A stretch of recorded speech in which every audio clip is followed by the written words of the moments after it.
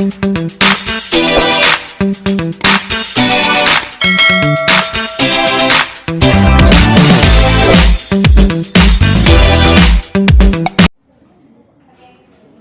namanya, teori reseksi sastra adalah teori yang membahas mengenai bagaimana cara pembaca memberikan respon terhadap karya sastra yang dibacanya. Kajian dalam reseksi ini merupakan kajian yang luas, menarik, dan dapat membantu kita dalam mempelajari proses dan cara pembaca dalam menginterpretasi sebuah karya sastra, serta bagaimana mereka menghubungkan karya tersebut dengan pengalaman hidup mereka sendiri. Tanggapan yang diberikan oleh pembaca dapat berupa tanggapan ansif maupun tanggapan pasif. Teori reseksi sastra memberikan kontribusi perubahan yang besar dalam penelitian sastra. Karena dalam sejarahnya, analisa teks ditekankan kepada teks itu sendiri dan hubungan teks tersebut dengan peneliti. Sehingga pada awalnya pembaca tidak mempunyai andil yang besar dalam penelitian sastra. Menurut Umar Yunus. Ya. Ada lagi mau nambah? Siapa tokohnya? Betul enggak yang saya katakan Nisha dan Jayus itu? Ada lagi mau nambah? Ada? Ada? Yang mau menambah? Ada?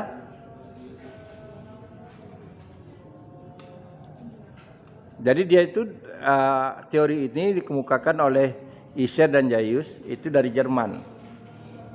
Ya, kritikus dari Jerman tahun 57. Tahun 57. Jadi mereka yang mengatakan bahwa pembaca itu atau penikmat itu ada dua kategori.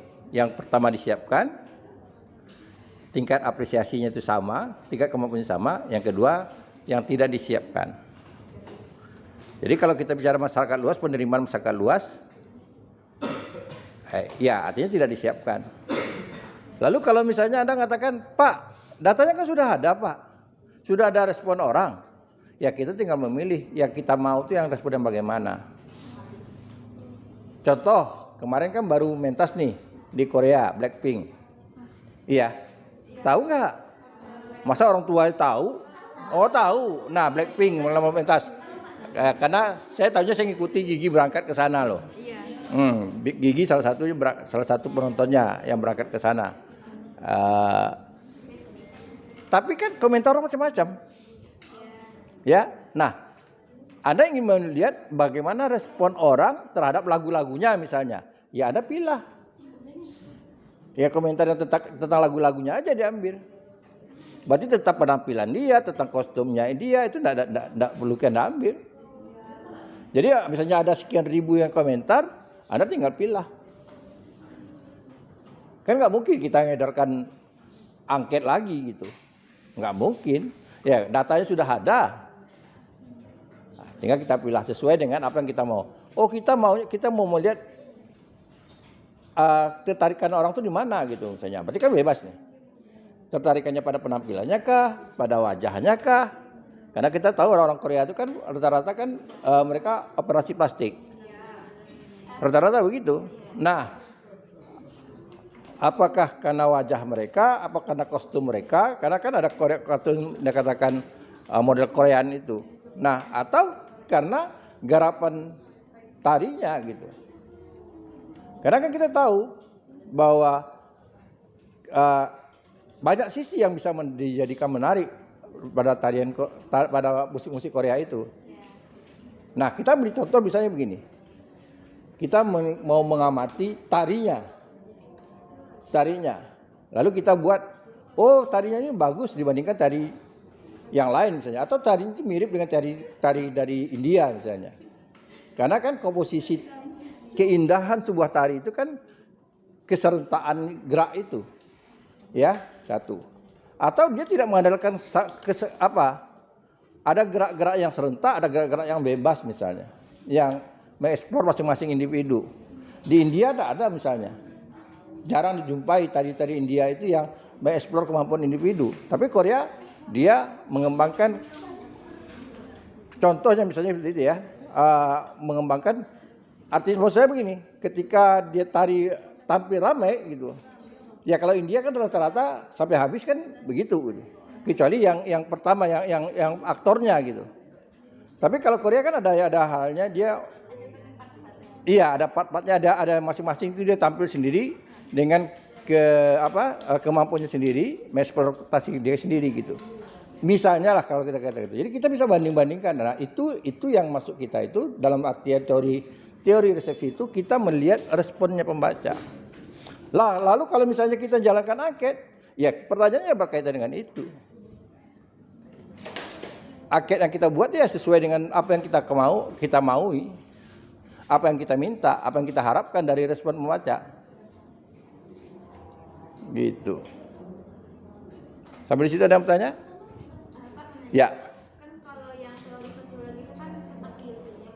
Nah, kalau teori itu boleh nggak Pak selain dari itu kita kayak merespon apa sekali?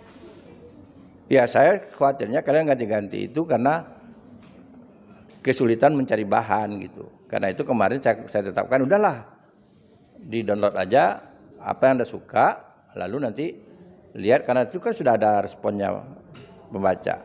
Jadi kalau kita melihat respon itu, kita pasti sudah punya data awal, ya namanya pra penelitian. Anda tentu sudah tahu kenapa ini disuka. Anda lihat komentar orang kan udah ramai, walaupun tidak membaca komentarnya. Sekian orang yang suka gitu, sekian orang tidak suka. Nah, berdasarkan itulah kita juga mencari aja gitu. Tapi kalau misalnya Anda mau ambil, silahkan. Ya, silahkan gitu. Ada lagi? Ada lagi? Jadi konten kita sekarang ini, tugas Anda sekarang ini adalah bagaimana Anda melihat respon pembaca sesuai dengan apa yang Anda hendaki, ya. Sesuai dengan apa yang Anda hendaki gitu. Respon pembaca terhadap, karena yang mudah sekarang ini kan film. Ya, kalau kita bicarakan novel nanti sulit sekali Anda mencari respon pembaca, berarti dari penelitian lapangan. Ya sesuai aja. Karena bagaimanapun itu pelaksananya sama. Ya. Artinya proses penggunaannya sama.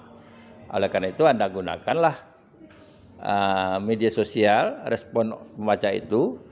Cuma nanti Anda harus pilih betul-betul respon itu komentar yang konstruktif. Jangan yang katakan bagus, hanya itu aja. Itu enggak kategori komentar yang konstruktif. Ya, artinya bisa ada nilai-nilai penilaian yang objektif lah gitu. Jadi Anda saring lagi komentar-komentarnya. Paham? Nah, Anda cukup ambil 5 saja komentarnya. Tapi Anda sebutkan dulu misalnya, kalau film misalnya, film ini diputar dari tanggal berapa atau dari bulan berapa. Lalu sampai sekarang ini yang respon itu sudah berapa orang. Nah, yang merespon rata-rata misalnya yang suka tuh sekian orang, yang enggak suka sekian orang. Yang suka tuh di mananya sukanya. Yang enggak sukanya di mana, juga berimbang. Lalu Anda bisa komentari juga. Kenapa suka, kenapa tidak suka. Misalnya itu tadi, oh dia suka karena dia melihat aktornya, pemainnya, bukan melihat ceritanya. Ya, yang Anda harap sebetulnya yang suka itu ya betul-betul ceritanya, kekuatan pada ceritanya. Gitu.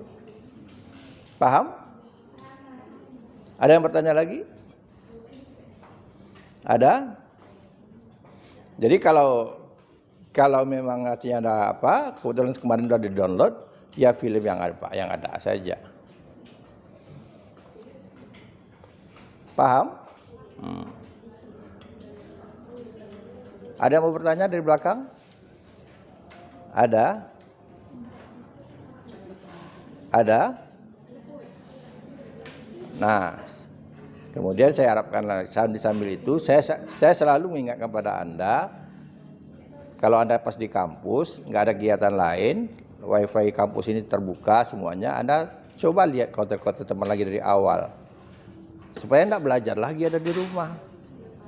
Ya, ini bukan hanya berkaitan dengan nilai, tapi nanti Anda menulis skripsi, Anda bingung, teorinya apa ya? Gitu. Tapi kalau Anda sudah paham, oh saya meneliti ini dengan teori begini misalnya. Saya S2 saya teori resepsi saya pakai. Jadi saya S2 saya menggunakan teori resepsi. Jadi dosen tahu kalau teori resepsi itu ya salah satu yang menggunakan itu saya. Nah, saya meneliti tentang puisinya Iskandar Leo atau di nama wartawannya itu Rida Kaliamsi yang punya Riau Pos. Jadi dulunya waktu dia lagi jayanya Riau Pos, dia menerbitkan kumpulan puisi, lalu heboh. Nah, saya mau lihat hebohnya kenapa? Karena dia punya media, megang media, mungkin karena media dia kuasai, heboh orang. Tapi saya lemparkan ke mahasiswa. Ya, saya berikan pengetahuan mahasiswa dulu semuanya, lalu saya suruh mahasiswa menilai tentang puisinya. Hasilnya itu yang saya pertanggungjawabkan di S2 saya. Begitu. Jadi kita tidak bisa, apa gunanya kita tidak secara subjektif menilai sesuatu. Ya. Jadi jangan kita ambil satu orang, itu udah kita anggap itu udah mewakili, nggak bisa. Nggak bisa. Sama dengan tadi, orang ketika orang bicara melihat sesuatu hal yang jernih. Jadi kalau Anda misalnya punya resepsi ngikuti orang, ramai orang, tren orang, berarti Anda tidak cerdas. Ya, nggak cerdas. Kalau orang nanyakan, kalau misalnya sekarang ini saya mau penelitian saya resepsi, saya mau meneliti mahasiswa, bagaimana kok milih mahasiswa Indonesia? Macam-macam. Ada apa pilihannya karena tidak ada lagi pilihan lain. Iya, nggak ada lagi pilihan lain. Saya dulu tuh berencana mau masuk matematik loh. Benar. Tapi waktu itu karena saya sukanya bahasa Indonesia dengan matematik. Jadi saya ini tamat PGA. PGA sekarang nggak ada lagi PGA. Jadi pas pendaftaran di UNRI, rupanya dari PGA tidak percaya orang bahwa jago matematik. Jadi tidak diterima. Saya ada teman saya Harmani Chan, sekarang pengawas dia. Lalu di pendaftaran itu aja kita pikir, apa ya kalau tidak terima kita lihat dulu nilai yang tinggi. Ya bahasa Indonesia, ya udah bahasa Indonesia. Jadi bukan dari awal pilihan kayak gitu. Karena kita hobi juga, jadi karena itu.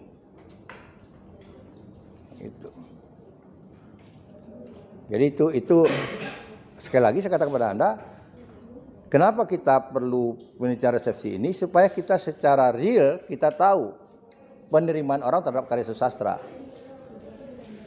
Ya, penerimaan orang. Gitu. Ada pertanyaan?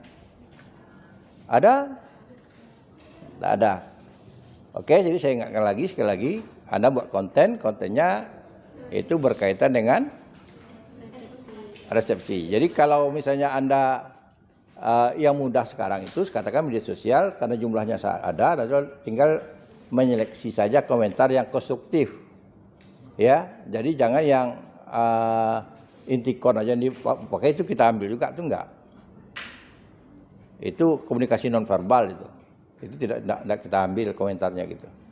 Karena kan sulit kita dari intikonnya gambar orang nangis, gambar apa nangis. Apakah nangis itu sedih atau kan nggak bisa kita terapkan kan tergantung ini gitu. Tapi kalau bahasa kita bisa bertanggungjawabkan. Tapi kalau dapat tadi katakan komentar itu yang berimbang. Bukan hanya memuji saja, tapi yang berimbang. Ada sisi positifnya, ada sisi negatifnya. Karena kita kan tujuan kita itu mencerdaskan orang. Jangan orang kita kembalikan lagi kepada masyarakat yang menerima. Baik, kalau nggak ada, kita cukupkan di sini aja.